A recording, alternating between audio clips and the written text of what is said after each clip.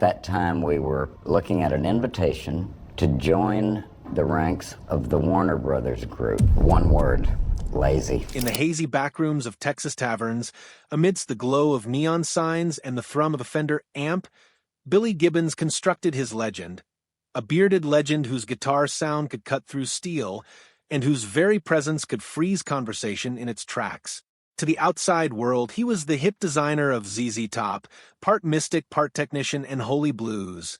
But behind that wily smile and drawling Texan accent lay a man of intense passion, a man who loved music as a sacred thing, not for sale, not for spectacle, and absolutely not for imitation.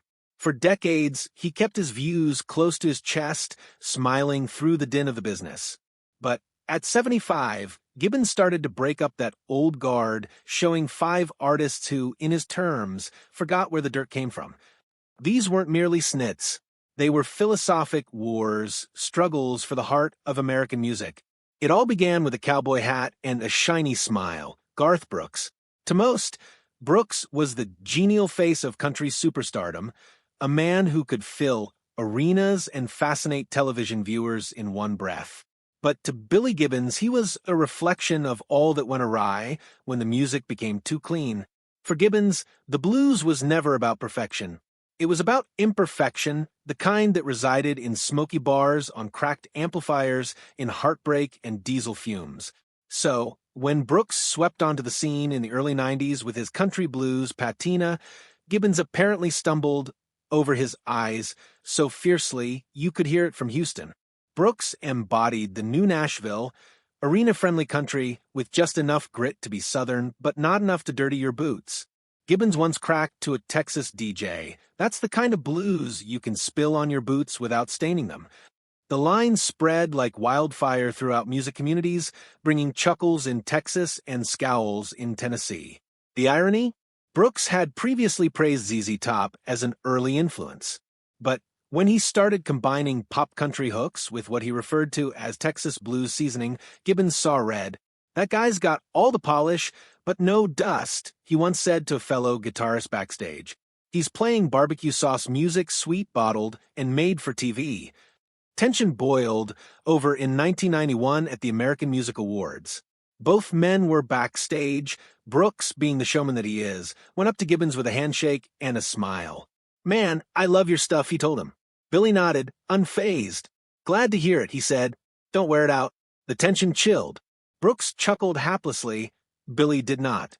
And from that moment on, the Cold War between them was in place. Gibbons never mentioned Brooks' name in interviews, but his metaphors were so pointed they could cut.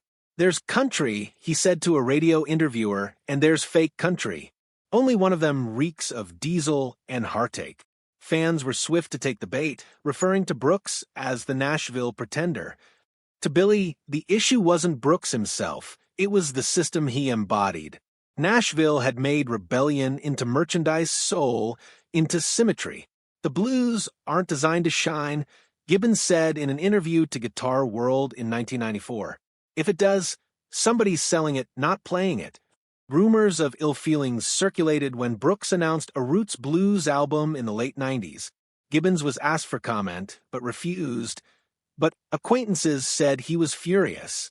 "They're dubbing it blues again," he said to one of them. "It's marketing with a twang."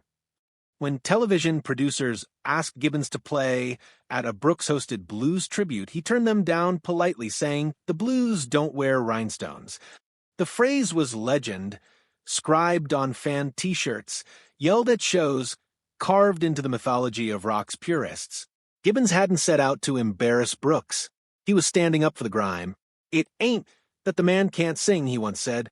"It's that he's singing about broken hearts with a $1 million smile." To Gibbons, that was the crux of the issue, the disparity between truth and approachability. And while Brooks represented the slick future Gibbons resented, his next competition came much closer to home. One not based on fame, but on friendship gone wrong. Stevie Ray Vaughan. In Texas, the blues isn't a category, it's an oath of blood. Players climb through smoke-filled bars, exchanging sweat and soul rather than contracts. And for years, Gibbons and Vaughan followed in that same dusty trail. Stevie had worshipped Billy, referred to him as a hero, emulating his tone, his shuffle, his strut. During the early 1970s, young Stevie Ray could be found at ZZ Top shows on many nights, hovering around the amps, wide-eyed and quiet. Sneaked in there, just to listen, Billy remembered. Didn't say much, just observed and picked up. And pick up he did. By the early 80s, Vaughan burst onto the national scene. His first album, Texas Flood, struck like a bolt of lightning. Overnight, the world hailed him as the king of Texas blues. For Billy Gibbons, who'd carried that torch for 2 decades, it was like watching a student take the teacher's throne. He didn't like hearing people say Stevie brought Texas blues to the world. ZZ Top's longtime engineer, Joe Hardy, once said. Billy had been doing that since before Stevie even had a guitar. When interviewed in 1984 about Vaughan, Gibbons answered laconically, "The kid can play." But beneath that smile was a tempest gathering. Stevie's tone, his heavy tube scream Stratocaster tone, sounded curiously like Billy's. Too curiously. "He's not in my space," Billy supposedly told a roadie. "He's wearing my boots." The breaking point came at the 1985 Montreux Jazz Festival. Backstage, Stevie approached Billy, smiling like the kid who'd finally made it. "You're my inspiration," he said. Billy nodded, smiled faintly, and replied, "You learn fast." Then he walked away. The exchange lasted seconds, but it became legend, whispered in Texas bars for decades. There was talk of a collaboration, a symbolic passing of the torch. It never happened. "I don't give the torch to someone who's already got my flame," Billy once explained to a friend. That quote, half pride, half hurt, captured it all about their unspoken rivalry. Vaughan embodied purity, toughness, rebirth. ZZ Top, meanwhile, was playing synths, playing visuals, playing MTV. Fans started comparing them, wondering who was the real Texas sound. That drove Billy crazy, Hardy confessed. He was a fan of Stevie's ability, but detested the way people made him a yardstick to measure someone by. Then tragedy struck. Stevie Ray Vaughan died in 1990 in a helicopter crash. Gibbons' public comment was brief, sentimental, and chilling. He was a brother in tone, and Texas lost its best. Friends reported Billy was devastated, not only by the loss, but by all that had gone unexpressed. He'd wanted to say 2 things to Stevie: how much he admired him, and how much he hated him. Now, he couldn't do either. For years afterwards, Gibbons would steal Vaughan riffs into ZZ Top solos, a tip of the hat, a salute, and perhaps an atonement. He didn't despise Stevie, a Texas musician explained. He despised what went on between them, that brotherhood that unraveled without words. If Stevie Ray Vaughan tried Billy's pride, the following feud, with Lynyrd Skynyrd's Ronnie Van Zant, tested his patience. On paper, it was impossible. 2 Southern giants, Skynyrd and ZZ Top, brought together by guitars, whiskey, and dirt road rebellion. But in the background, it was a conflict of philosophy. Billy was the craftsman, precise, grooved, and disciplined. Ronnie was mayhem in cowboy boots, untamed, rebellious, and tardy for every soundcheck. When promoters booked the 2 bands together for a Southern rock tour in 1974, they anticipated fireworks. They experienced explosions. At first, Billy admired Ronnie's rawness. But soon, that fire became friction.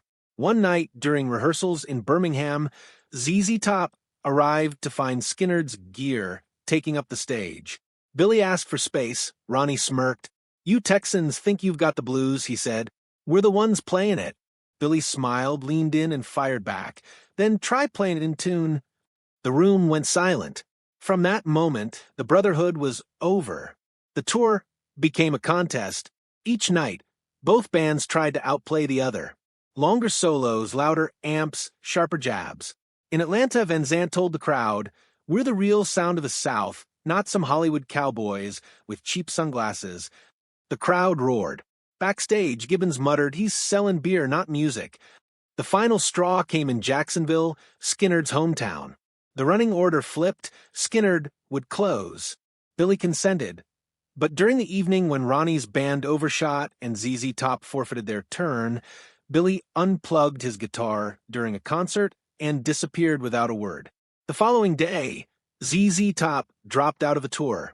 Later, queried about the Rivalry, Gibbons provided one of his signature responses: "Sometimes you jam with brothers, sometimes with bandits. You figure out which is which."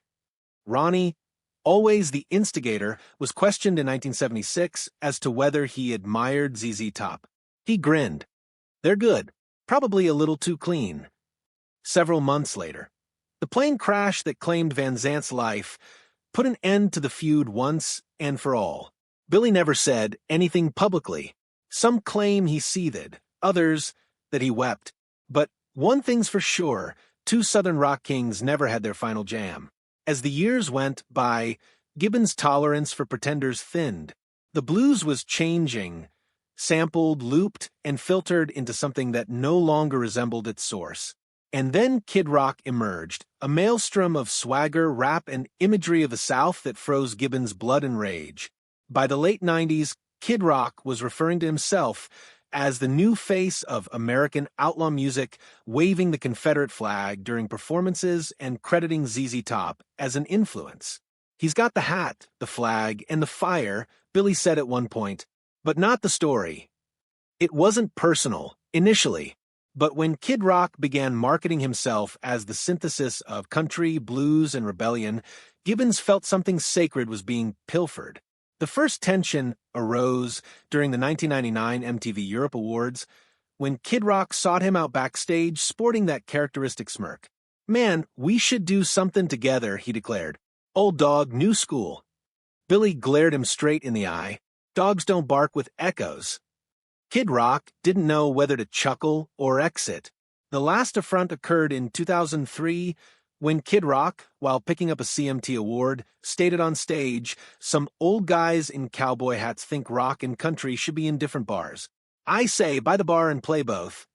The camera picked up Gibbons in the audience, stone-faced behind his shades. Later, a reporter heard him grumble, "That boy thinks volume equals value." From there on, Gibbons' disdain became legend. In interviews, when they asked him about new Southern hybrids, he'd reply, "Some make music for the heart. Others make music for algorithms."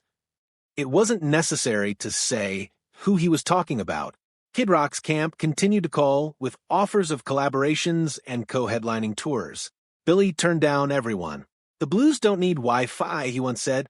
"Some songs ain't meant for filters."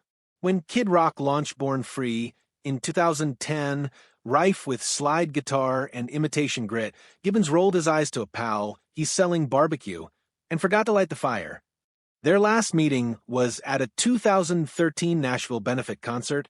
Both men appeared on stage for jam. Midway through, Kid Rock began yelling over the music, hogging the limelight. Gibbons ceased playing. When the song was over, he just bowed, turned, and left the stage. A camera captured him mouthing to his drummer, "That's not music. That's karaoke with an accent." The video went viral. Kid Rock shrugged it off. Gibbons never spoke a word. But shortly afterward, ZZ Top put out La Futura, bare bones, raw, unapologetic. Critics deemed it a middle finger to modernity. Billy simply said it was honest. But if Kid Rock pushed Gibbons' patience to the present, his ultimate